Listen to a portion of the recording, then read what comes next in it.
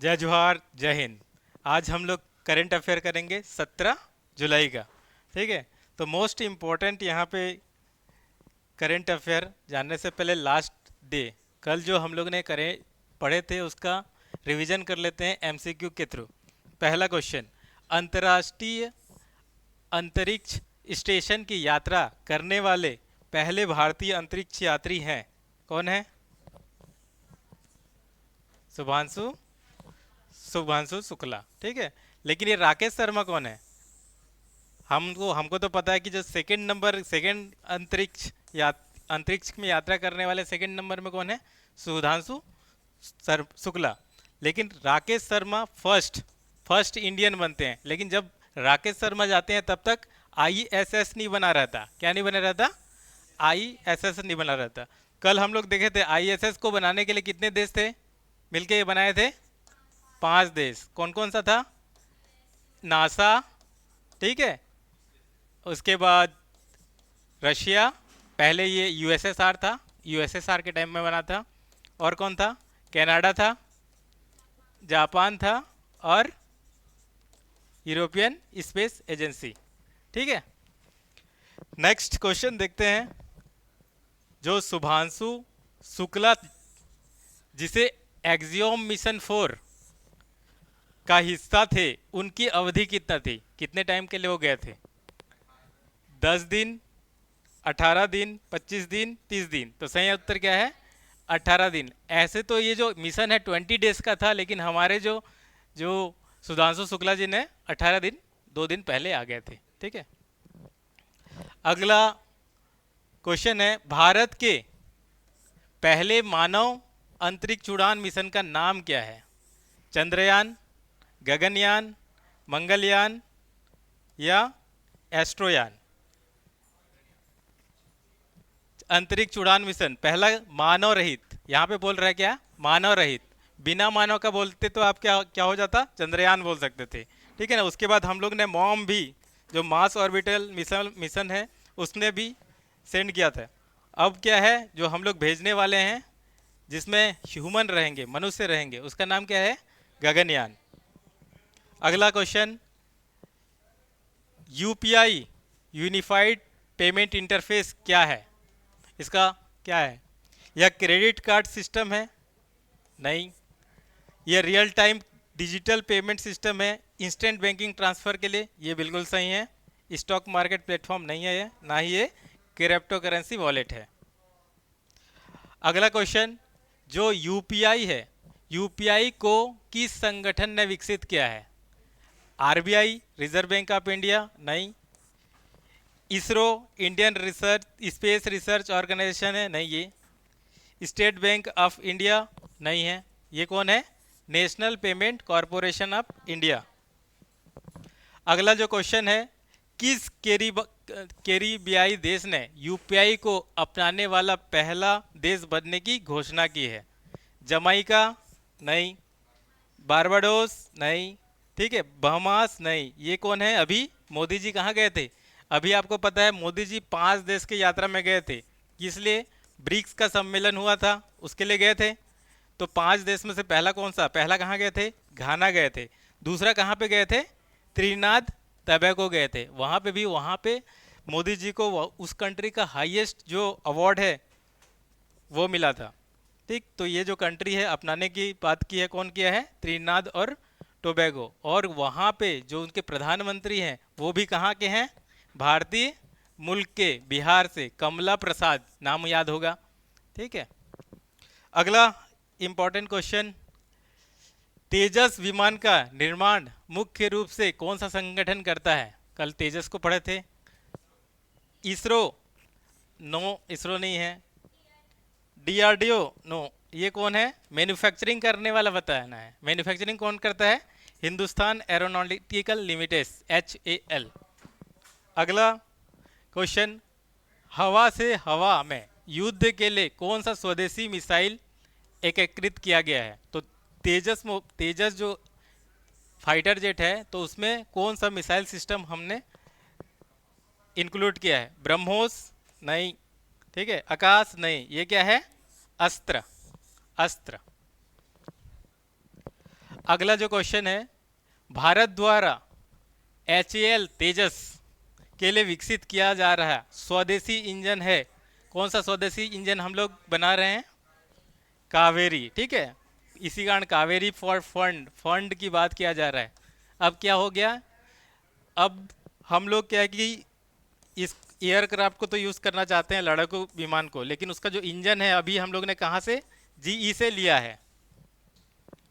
अगला जो क्वेश्चन है, भारत ने 2025 में पेरिस समझौता के NDC के कौन से लक्ष्य को निर्धारित समय से 5 वर्ष पहले हासिल किया है? तो आपको पता है 2015 में क्या हुआ था, पेरिस समझौता हुआ था, ठीक है ना। उसमें कहा गया था कि हम लोग को पूरे जो धरती का तापमान है 1.5 डिग्री से कम रखना है। तो उसके लिए क्या बनाया गया, टारगेट बनाया गया, और उसको क्या बोलते हैं, NDC, नेशनल डिटरमाइंड कंट्रीब्यूशन, उसका टारगेट।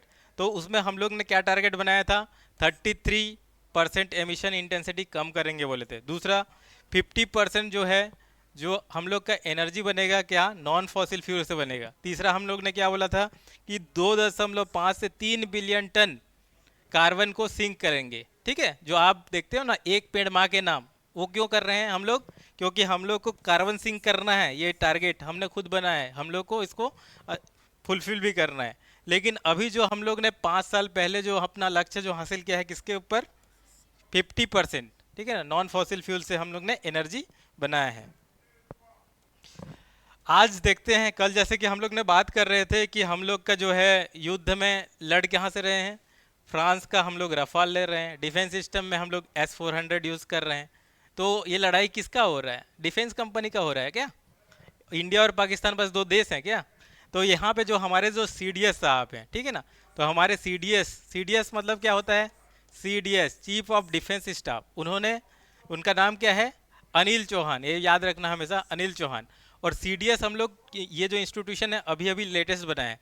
जब हम लोग कारगिल का युद्ध कर रहे थे तो क्या हुआ था कि हम लोग को पता चला कि हम लोग का जो कोऑर्डिनेशन थोड़ा वीक है, किसमें किसमें, एयरफोर्स, नेवी और आर्म फोर्स में। तो क्या है कि एक इंटीग्रेटेड कमांड सिस्टम बनाने के लिए हम लोग ने ये इंस्टीट्यूशन रिकमेंडेड जो किया था, कारगिल जो कमेटी है, तो हम लोग ने CDS बनाए थे, ठीक है, बनाए हैं मतलब ये इंस्टीट्यूशन। और ये क्या करता है, तीनों सेना को कोऑर्डिनेशन करता है।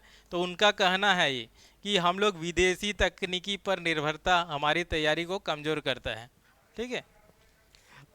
अगला, नेक्स्ट, ये कल ही ने हम लोग ने पढ़ा था कि जो 50% जो स्वच्छ ऊर्जा हम लोग ने लक्ष्य जो पहले हासिल किया है, इसमें सबसे ज़्यादा कंट्रीब्यूशन अगर आपको क्वेश्चन में पूछ दिया तो किस स्रोत से सबसे ज़्यादा है, ठीक है।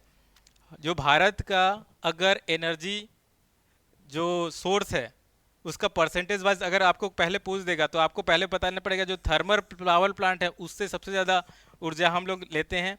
उसके बाद सेकंड नंबर पे हम लोग का सोलर और विंड है, थर्ड नंबर में हम लोग का हाइड्रो है, और फोर्थ में हम लोग का एटॉमिक एनर्जी है, जो न्यूक्लियर एनर्जी है, ठीक है ना। ये डाटा आपको असेंडिंग या डिसेंडिंग ऑर्डर में पूछ सकता है।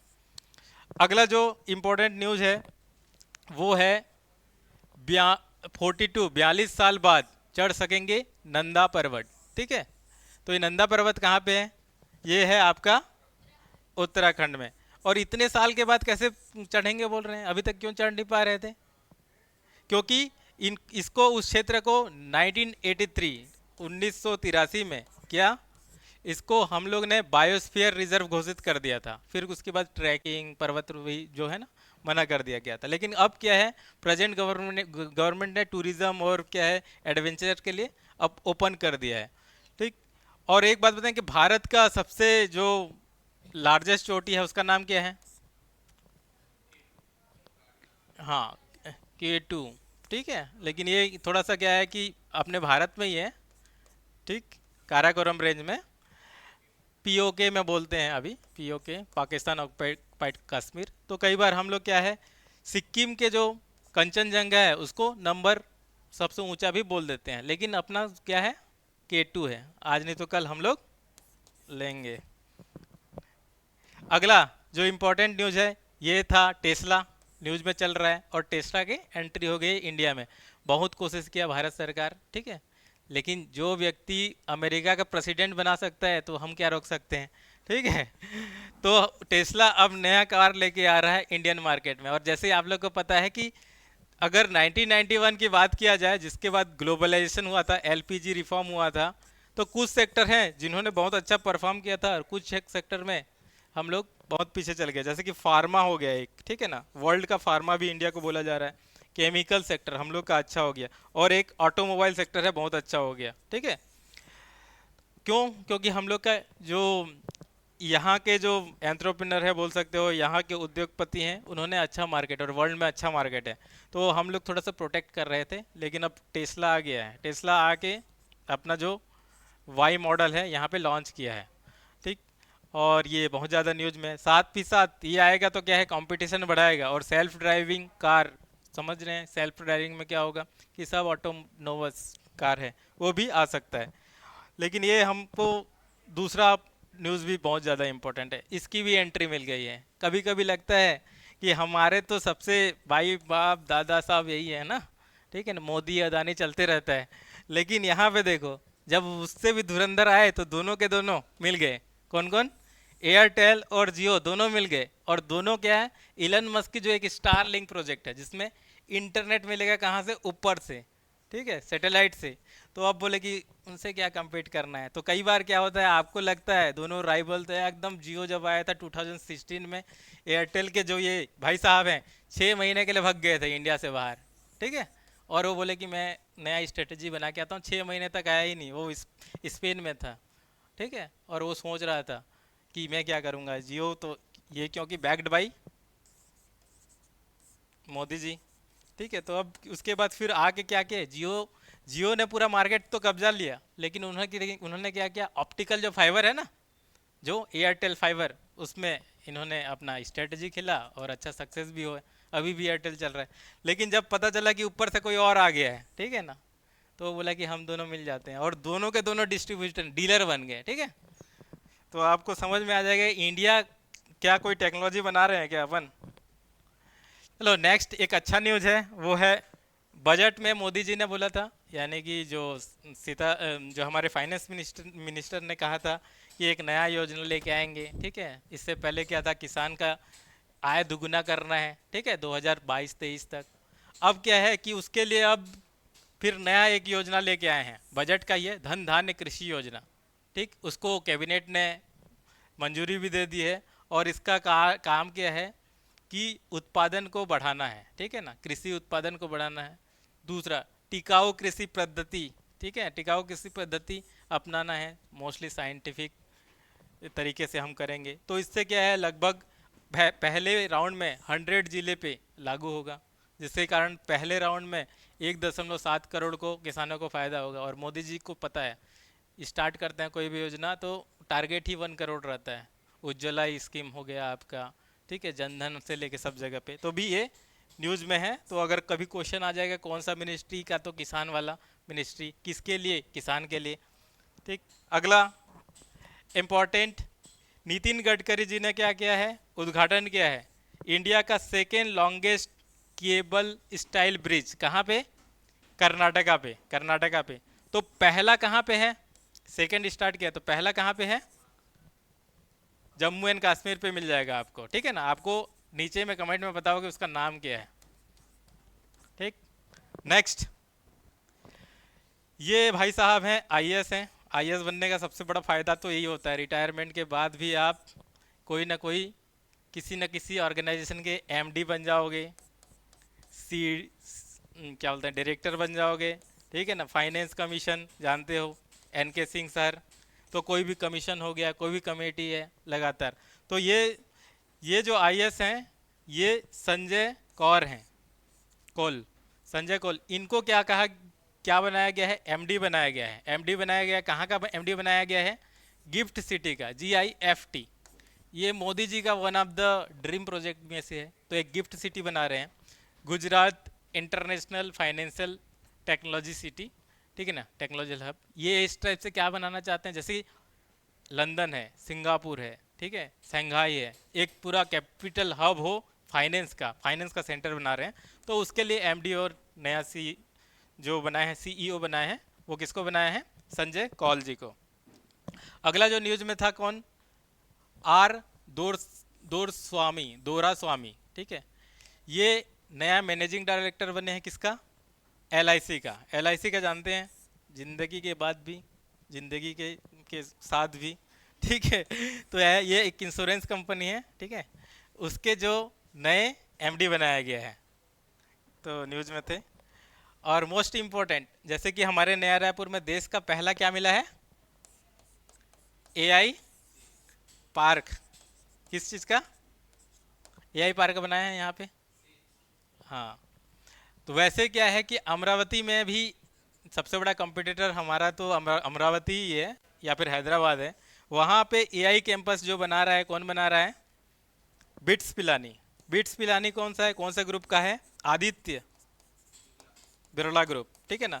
उन्होंने क्या है कि 1,000 करोड़ का लगभग 70 एकड़ में एक पूरा कंप्लीटली ह्यूमन रिसोर्स सेंटर बनाएंगे ना, कैंपस बनाएंगे। तो क्या है कि इंफ्रास्ट्रक्चर बनाने के बाद उसको यूज़ करने वाला भी तो चाहिए। तो बहुत अच्छा है, हम भी चाहते हैं हमारे नया रायपुर में इंफ्रास्ट्रक्चर तो बना रहे हैं, पार्क बना रहे हैं, डाटा सेंटर भी बन रहा है, सेमीकंडक्टर पार्क भी, सेमीकंडक्टर जो दुनिया का सेकेंड सेमीकंडक्टर पार्क, सेमीकंडक्टर आपका मैन्युफैक्चरिंग यूनिट ये बना रहे हैं। लेकिन यूज़ करने के लिए हमको कैंपस भी चाहिए ना। तो अच्छा बड़ा इस टाइप का अगर कोई अंबानी जी, इवन अदानी भी कर दे तो हमारे लिए बहुत अच्छी बात होगी, ठीक है। अगला, तो इस तरीके से हम लोग ने आज का क्या किया, करंट को कंप्लीट किया। थैंक यू, जय हिंद।